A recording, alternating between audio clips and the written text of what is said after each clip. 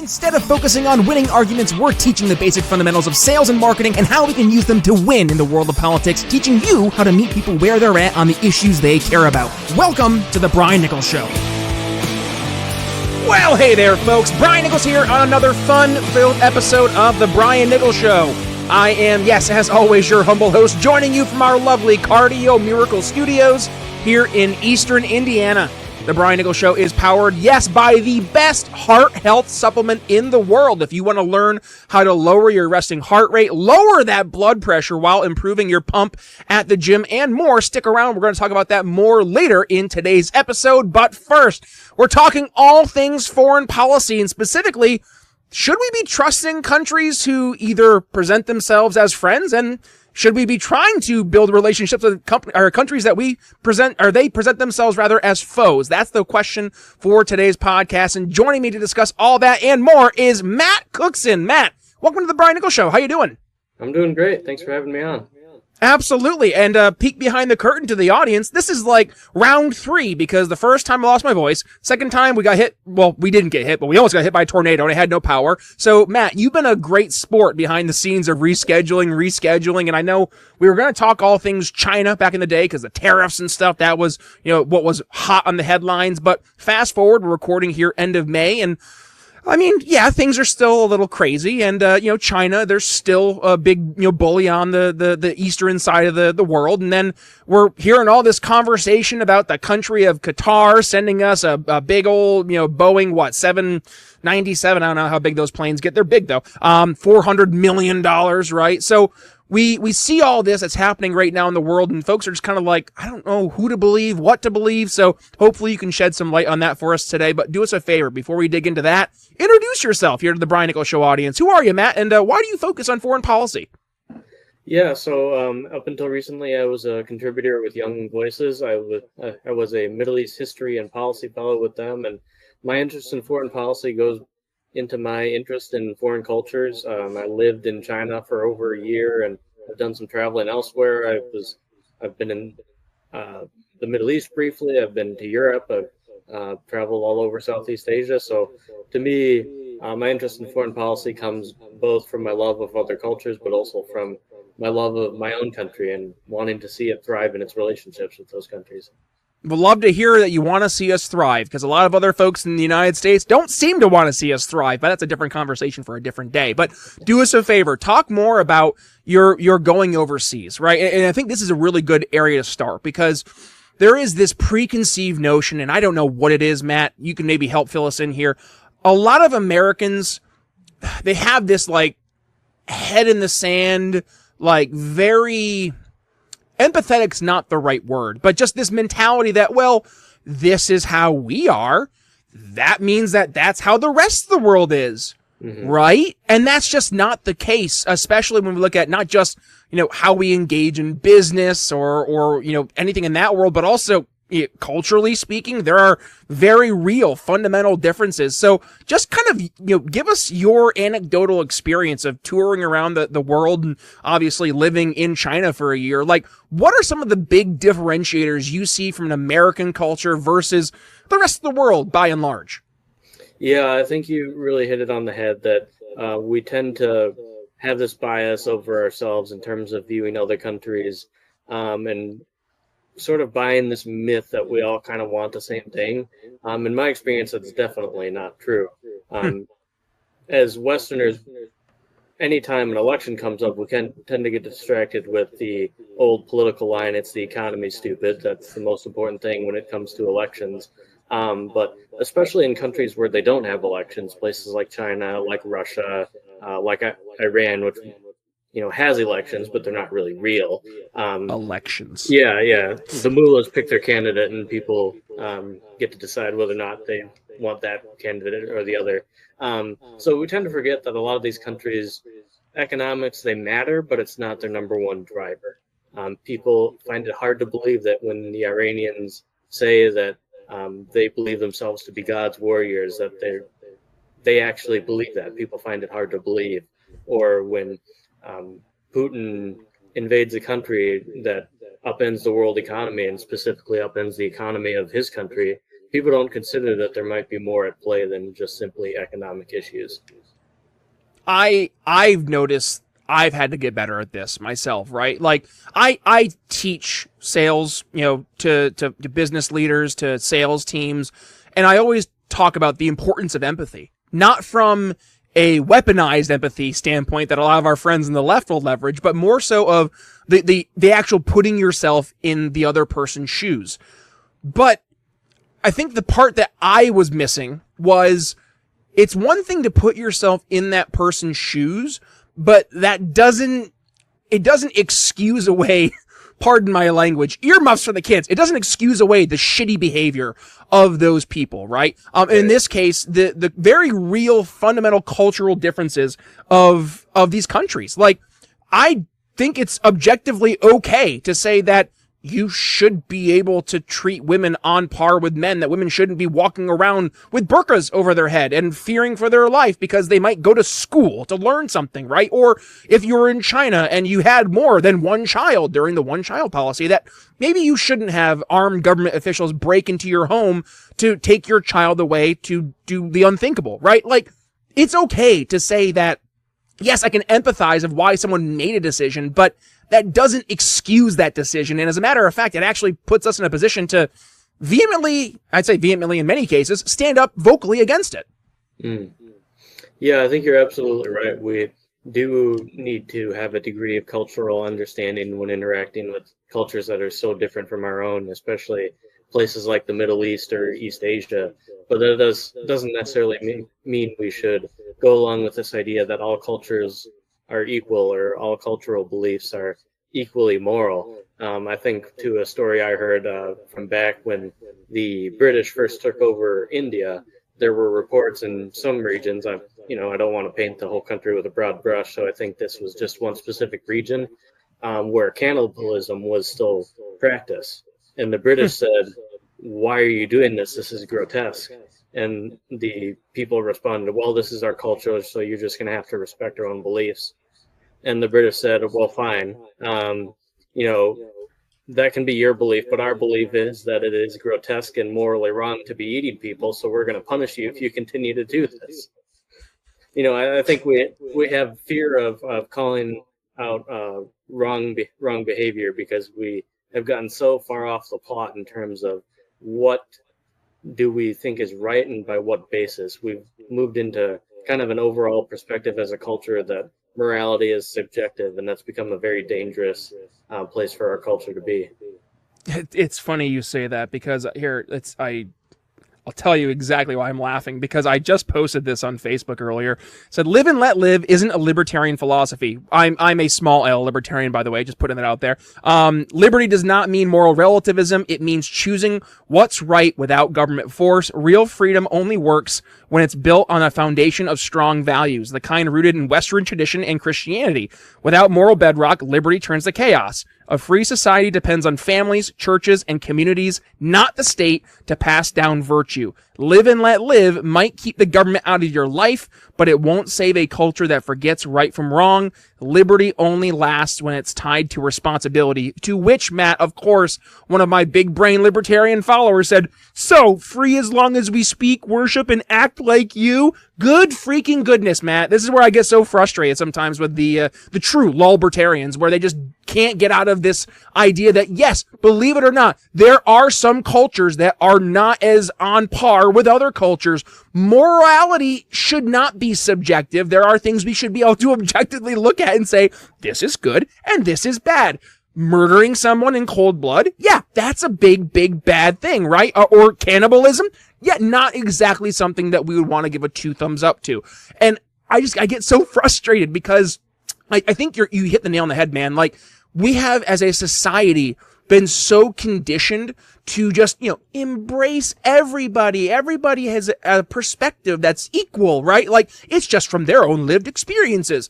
Hey folks, I want to take a moment to talk about something that has truly changed my life, and that is Cardio Miracle, our incredible studio sponsor. Now, I'll be honest, when I first heard about Cardio Miracle and their claims about improving heart health, I was skeptical. But after using it for just about 2 months, I was absolutely blown away by the results. First, my blood pressure went from being consistently around 140/90 to a much more healthier and manageable 120/80. And my resting heart rate dropped from the low 70s to the high 50s. And I couldn't believe it. But the benefits didn't stop there. I started sleeping better, and I felt more energized at the gym, and my heart felt the best it's felt in years. And it's not just me. Hundreds of you, our amazing listeners, have reached out to share your own incredible experiences with Cardio Miracle. So, what is Cardio Miracle, and how does it work? It's a carefully crafted supplement that harnesses the power of nitric oxide to support optimal heart function. So by increasing nitric oxide levels in your blood, Cardio Miracle helps relax your blood vessels, improve circulation, and it protects your heart from damage. It's like giving your heart the support it needs to function at its best. And here's the best part. We've got an exclusive offer just for you, our loyal listeners here at The Brian Nichols Show. When you head over to cardiomiracle.com and use code TBNS at checkout, you'll get an extra 15% discount on your order. Plus, with their 100% money-back guarantee, you've got nothing to lose and everything to gain. So, if you're ready to take control of your heart health and experience the life-changing benefits of Cardio Miracle for yourself, just click the link in the show notes or video description.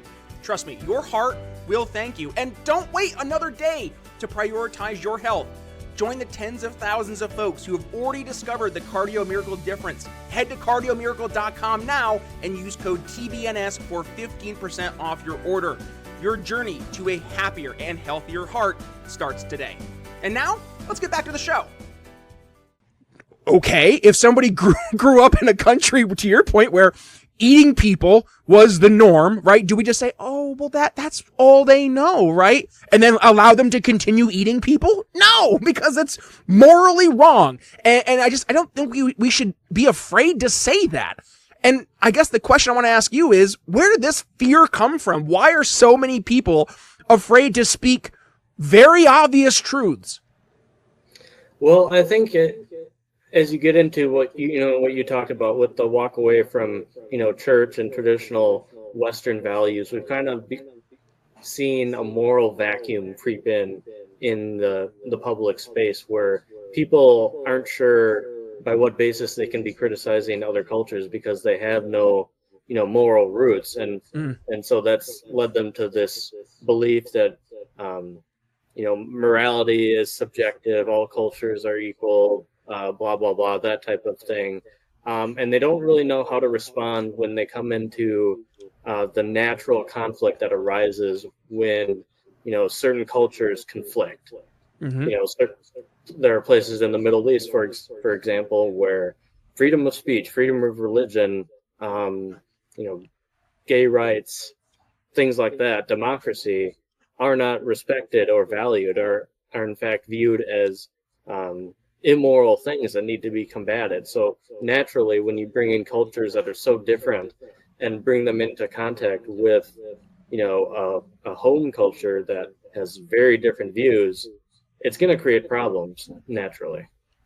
So you lived in China for a year, right? And I want to hear, because culturally speaking, I know a lot of folks just are unaware of China. Like we know of China, but we just don't know the behind the scenes. So what did you see that were like some big, I'm not going to say red flags, but just discrepancies between what we embrace as like an American culture and what you saw firsthand over in China? Yeah. I think a lot of what I noticed in China was there wasn't a ton of the kind of deep conversations that we as Americans value in terms of religion or politics, the things that really add depth to life. The Chinese government has made a huge effort to force people away from these things. They've driven religion out of the public square to the extent that China is the largest atheist country in the world by percentage. I think it's something like 90+% of Chinese people aren't religious or are in fact atheists. And so I'd say the biggest cultural difference that I noticed was how widespread the belief was that science and religion were in conflict. And if I even suggested, the idea that, well, what if science and religion could go hand in hand? Like, a lot of people would be very surprised by that idea that they could work together like they had never even contemplated it before, which was very interesting. So they just don't talk about it? Yeah, the government, especially lately, is doing everything it can to force people away from religion. Even when I was there, they started passing rules that you weren't, even if you were a open Christian, you couldn't bring your children to a government-approved church. And they started doing things like you have to have a portrait of Xi Jinping hanging at the front of the church. You can't tell other people about your religion. You know, these are things that are fundamental to the Christian faith. They view the Chinese Communist Party pretty much views anything that's not itself as a threat to its power, and that this was especially true of religious groups. So how does that impact? Here you go. Here's a transition for you. How does this impact our ability to negotiate with a country like China? Because, I mean, obviously these cultural differences that we're talking about here today, they don't simply stop in the culture, right? They carry forward into governance, and they carry forward into foreign relations. So I'm guessing that leads to some very awkward exchanges, some maybe tense negotiations. Like what does that actually look like? Well, the Chinese government as a whole is very aware of the fact that China is a very old civilization. And old as in terms of like the length of the country being around, or like the people? Yeah, the length of the country being around. Chinese civilization is several thousand years old. And I think that, in combination with the fact that there aren't elections in China, means that the Chinese government is able to think in the long term when they're making policy. Now, there are some benefits to that. You know, if you're pursuing a good policy, you are able to sort of, truck through any political inconveniences that might arise in order to effectively implement that policy. The downside is it creates an echo chamber where if a policy isn't working, or you might need to, pursue things that kind of are in conflict with your long-held beliefs, you're not going to be able to make those changes because, to speak up against what's the long standard practice in China is seen as heresy. So no one is going to speak up to advocate for those changes. So what does it turn into? Like, if they're talking to the United States, and the United States is positioning something from a negotiation standpoint, like how do negotiators in America, I guess, walk that fine line of trying to maintain our moral standards while at the same point in time knowing we have to be able to find common ground if we do want things to get better with a country like China? And I'm using China in this case, obviously, because they're the biggest boogeyman out there on the eastern side of the country, of the world. So, like, how would that work? Yeah, I think when you're negotiating with a country like China, you have to recognize that the sorts of things that would kind of cause a person to blink in the foreign policy game of chicken don't really apply to China.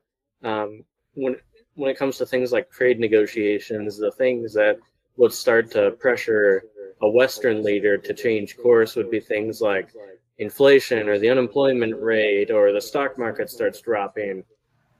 The Chinese leadership isn't bothered by those things.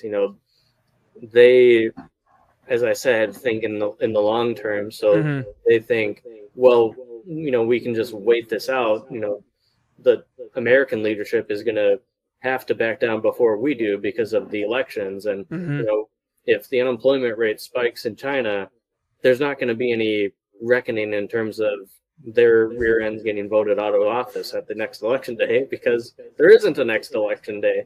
So you have to recognize that turning up the heat on China when it comes to negotiating is a much tougher task than when you're negotiating with a democracy.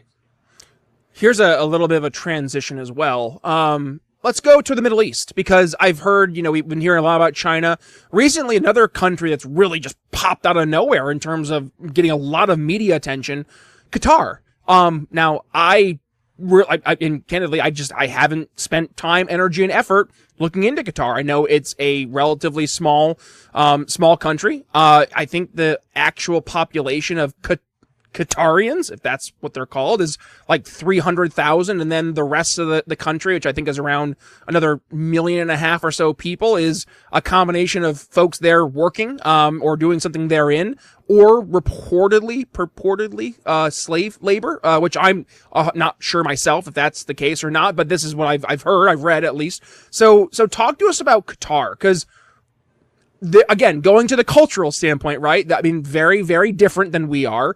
But they seem to speak the American language, which is money. Matt, they're sending millions of dollars.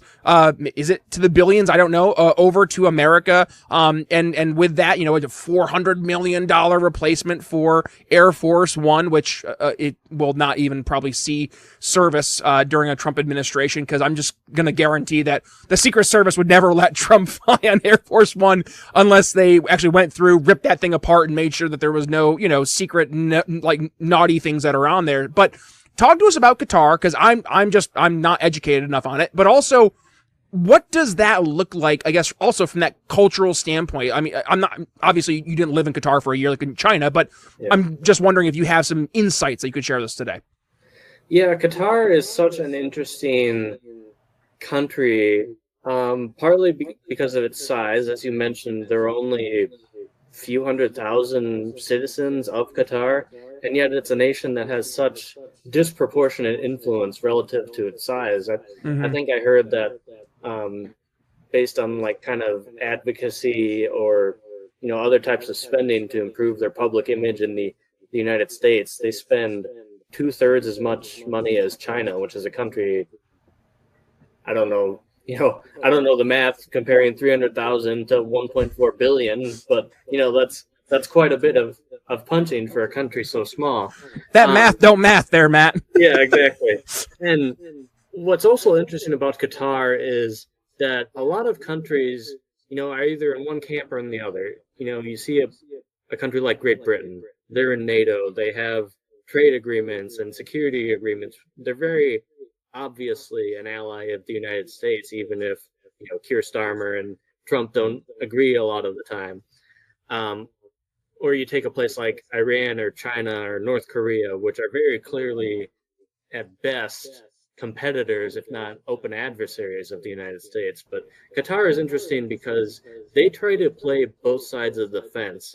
On the one hand, they'll have security agreements or diplomatic relations with the United States, and there's an air base in Qatar, and they spend all this money trying to influence American universities, while at the same time funneling money to terrorist groups, or at the very least being incredibly soft on these terrorist groups of, we'll let your leadership live in luxurious hotel suites in our country, while at the same time claiming to be opposed to terrorists and having close relationships with Iran. So, they definitely, in a lot of ways, are trying to burn the candle at both ends, and at this point have not yet been burned somehow by that candle. Here, I was pulling up a video because you made me laugh by playing both sides. I'm not sure if anybody else here is a fan of It's Always Sunny in Philadelphia, but here's just a quick clip. Here, I gotta share this. This is the magic of podcasting. I can share anything I want at any given time. All right, share screen. If I say it enough, it'll happen. Here we go. Oh, I actually had to share it. All right, here we go. The reason I'm telling you all this is because I'm playing both sides so that I always come out on top. It was worth it for that, just because that's the vibe I'm getting here, Matt. So Qatar is literally just playing both sides. It seems like, so they can come out on top. Right. Yeah. Up until this point, occasionally we'll get a leader bluster about, Saudi Arabia, they assassinated a journalist in a foreign country. That's not our values. We can't deal with Saudi Arabia. But partially because it's such a small country, people haven't really thought about Qatar a ton up until recently.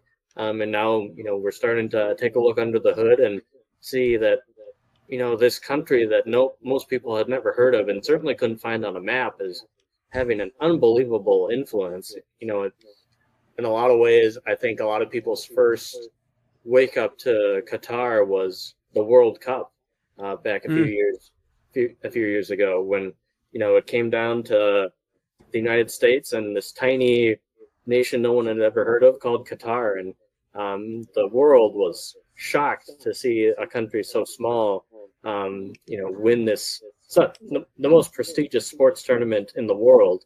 And there's a very good Netflix series about how Qatar managed to get its hands on this tournament. But I will say that a lot of the concerning things that people have brought up about Qatar in terms of, the corruption and concerns about slave labor featured very prominently in this, in their acquisition of the FIFA World Cup. Matt, I'm going to ask a very controversial question. Why does nobody give this type of attention and, energy towards a country like, I don't know, Israel? Because last I checked, they're spending a lot of money in trying to influence our politics. They have a literal organization called AIPAC that's what its job is to try to influence our politicians and lobby them. So I'm just curious, like, what do you think that reason would be? I disagree with you slightly. I do think there is a ton of scrutiny on our relationship with Israel from all sides. I think the reason that kind of Israel has moved out of the headlines in terms of our relationship with them has been the newness of it. People are aware of Israel and they've received more than their fair share of criticism from a variety of sides. But I think the difference is that Israel has shown itself to be a reliable ally of the United States, and Qatar is, they've got their hand on both sides of the fence, and so I think we see a bit more reason for concern with Qatar. And yeah, I think Qatar has shown itself to be much less trustworthy. I think the difference in societies in terms of values and things like that is, demonstrates that they're different places for sure. I'm not trying to pick an argument today. I'm really not, Matt. But like, what about, the MSAD's involvement in a lot of American affairs? Or, you look to all the big question marks we have with, even folks like Jeffrey Epstein, for example, right? Where it was almost guaranteed that he was some type of an intelligence asset. And then, the rumors were that, he was working with Israeli intelligence. And was he keeping tabs on American politicians and holding them, basically like blackmailing them by saying, hey, I got videos of you doing XYZ with underage girls.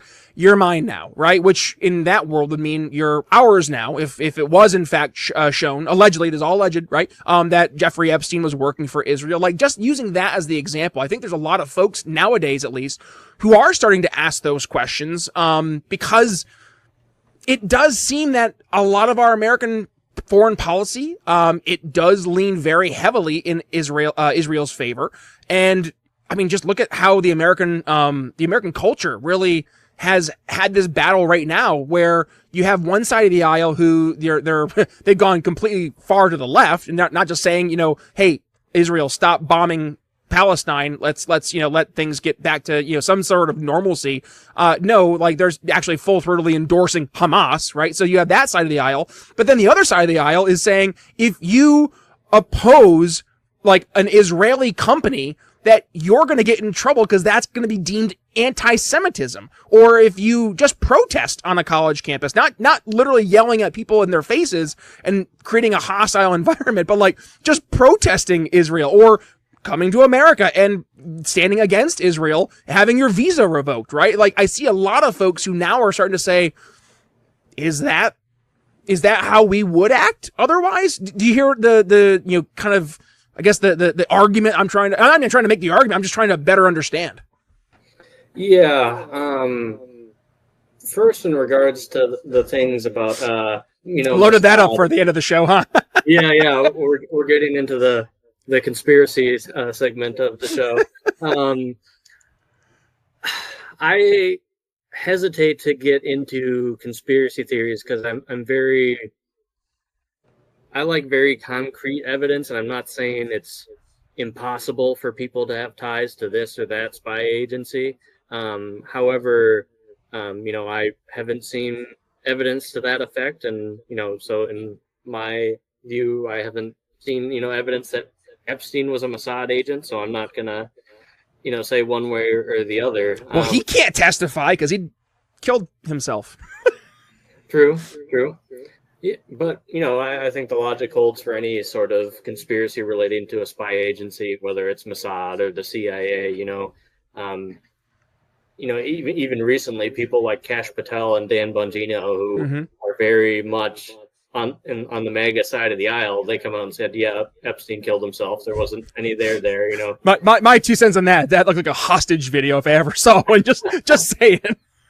Yeah, but I guess one of my big issues with conspiracies like that is no matter how deep, there's always going to be someone who says, "Well, it's that deeply buried."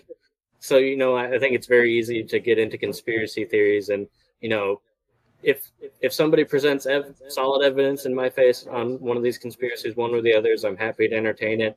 Up until that point, I think Israel has plenty of enemies on the international stage who would love to capitalize on anything they can indict them with. They've received more UN condemnations than any country on earth. So I think there's no shortage of people who are hostile to Israel who would jump on that type of thing.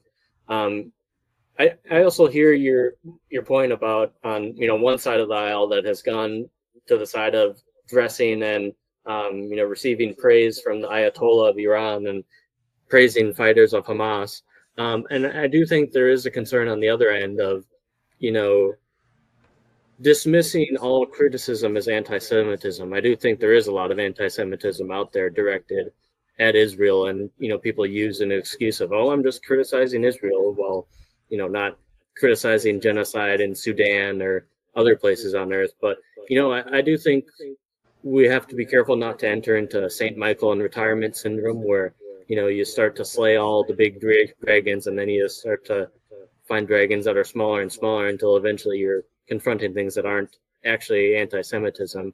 But it's a fine balancing act, to be sure. Anti-Semitism is something that we should be concerned about and be on the lookout for. But I think we also have to recognize that Israel is a country that can be criticized like any other. And looking even up to October 7th, when thousands of Israelis were in the street protesting their government, and looking at their recent electoral history, where they seem to, prior to the war, have an election every 6 months, they're certainly comfortable criticizing themselves. So, it's a fine balancing act.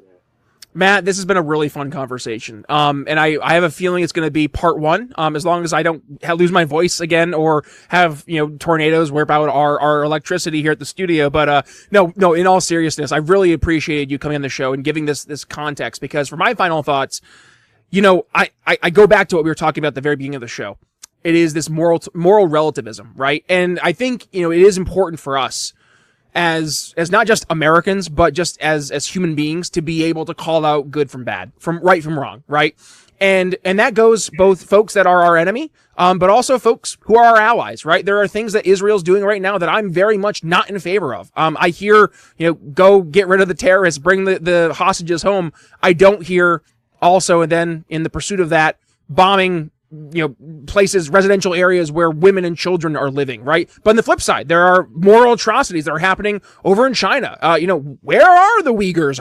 Are there Uyghurs left? And beyond that, censorship. You mentioned the inability to practice your own religion unless you have a picture of Xi Jinping on the front of your church. Like that to me is also mind-boggling. And the fact that there are so many Americans who would be able to look at both of those instances, and maybe they identify that the person I'm talking about, maybe they identify as a Republican or Democrat, it doesn't matter, but to see that there are two people who can look at those two things and excuse one and embrace the other, or vice versa, right? All in the name of politics, that bothers me. And I'm really hoping that we're getting to an era where more and more folks can objectively start to stand up and just say, hey, listen, I understand the realities of the world are very complex. And I understand that, countries have different moral and ethical standards based on the context of where they are. To your point earlier, the length that they've been around, and all the other factors that go therein.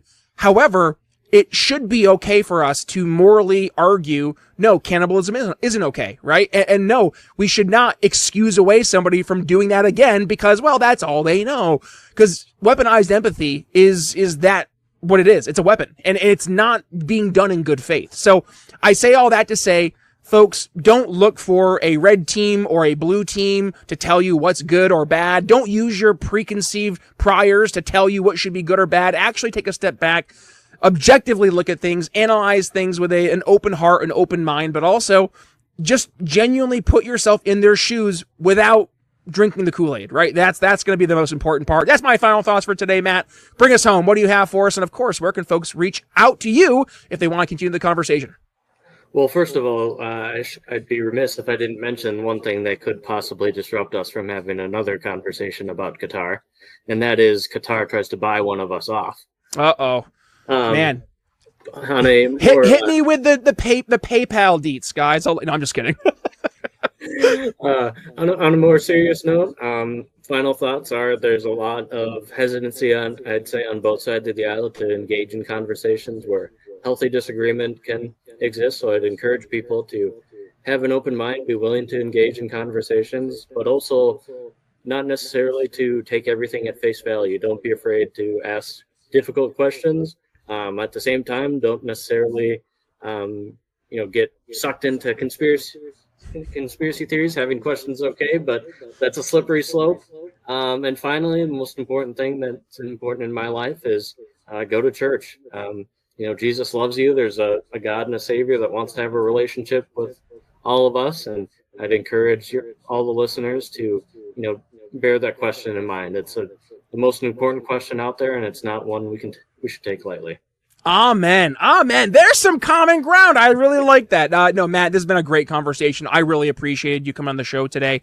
And by the way, you mentioned the expression to question everything. Well, if you look over my shoulder here, actually right there, you scan that QR code over my shoulder, that'll bring you to the Brian Nichols Show shop where you can get either a bumper sticker or something that you want to wear, whatever it may be, that says question everything. So if you want to go ahead and show folks that you are in fact questioning everything, scan that QR code. Well, that's Evil CBD. That's Cardio Miracle. By the way, these are all of our phenomenal studio sponsors and sponsors here of the Brian Nichols Show that keep us rolling. So if you want to go ahead and give them some love, you're also giving us some love here at the show. And also, if you scan these QR codes, you should get a nice little discount applied at checkout. But with that being said, I've really enjoyed this, Matt. Folks, if you got some value from today's conversation, which I know you did, go ahead, give it a share. When you do, tag yours truly at B Nichols Liberty. Matt, hit us one more time. Where's the social medias? They can follow me at Matt Cookson 95 on X. I post my articles there and occasionally a witty remark on the news of the day. So give me a follow. Rock and roll, bud. All right, awesome. We'll include those links in the show notes. And as for the show, yes, we are both a podcast and a video show, which means if you like to watch your content, you can watch us on YouTube, Rumble, Facebook, and X. We upload the video content there in its entirety over on those platforms. Or if you like to take your podcast on the go, which I am one of those people. I'm a busy dad. I'm a businessman. I'm a sales coach. I don't have time to just sit and watch a podcast there, Matt. So what I do is I download my shows over on Apple Podcasts, Spotify, YouTube Music, wherever it is that you like to get your podcasting content. You can find the Brian Nichols Show. Hit that subscribe button if you want to live dangerously. Hit download all unplayed episodes. We have over 975 episodes here of the show, going all the way back to 2018 when I was a wee little libertarian thinking that the world was just going to be, rainbows and butterflies because libertarian philosophy said so. And then real life hit. So yeah, COVID, that was what real life was. But with that being said, one more thing, we do air our show lives on Monday, Thursdays, and Fridays over on X, Facebook, and we're trying to make the Rumble work. We've been having some issues getting the live stream going over there, but I can guarantee you can find the show over on Facebook and over on X. So go ahead, hit the subscribe button, and I think there's a little notification bell over in those platforms. Anytime we have a new video going live, it should ping you right on your phone.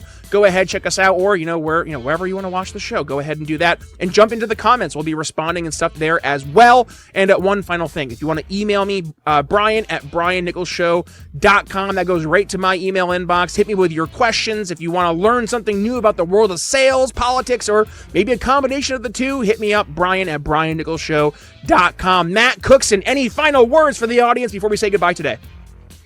Thanks for having me on. It was a real pleasure, and I hope we can do this again.